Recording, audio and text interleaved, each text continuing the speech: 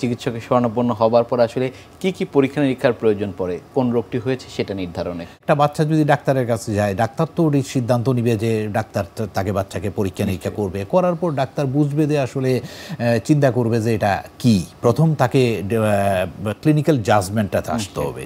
Clinical জাজমেন্টে আসার পরে সে যদি চিন্তা করে যে এটা নিউমোনিয়া, নিউমোনিয়ার কয়েকটা জিনিস আছে। নিউমোনিয়া কিন্তু প্রচুর বাচ্চার জ্বর হবে, জ্বরের সাথে বাচ্চা কিন্তু খুব একটু টক্সিক থাকবে, মানে বাচ্চা কিন্তু টক্সিক থাকবে, বাচ্চা নেতিয়ে পড়বে, খুব বেশি কান্নাকাটি করবে না, বাচ্চা দেখবেন যে কেমন জানে দুর্বল অসহায়ের মতো ছোটো বাচ্চাগুলোকে। আর বড় বাচ্চাগুলো অনেক হাসি খুশি দৌড়াদৌড়ি বাচ্চা, কিন্তু কিছুই করছে না, নেতিয়ে পড়ছে।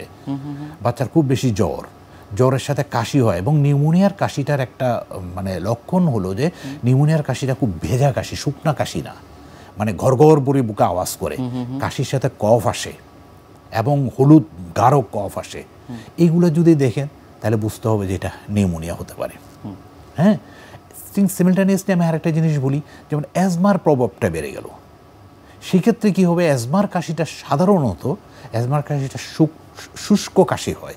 আচ্ছা, হ্যাঁ, অ্যাজমার কাশিটা শুষ্ক কাশি হয়, এবং অ্যাজমার কাশিতে সাধারণত কফটা আসে না, অনেক ক্ষেত্রে আসে কিন্তু সাধারণত কফটা আসে না। নিশ্চয়ই।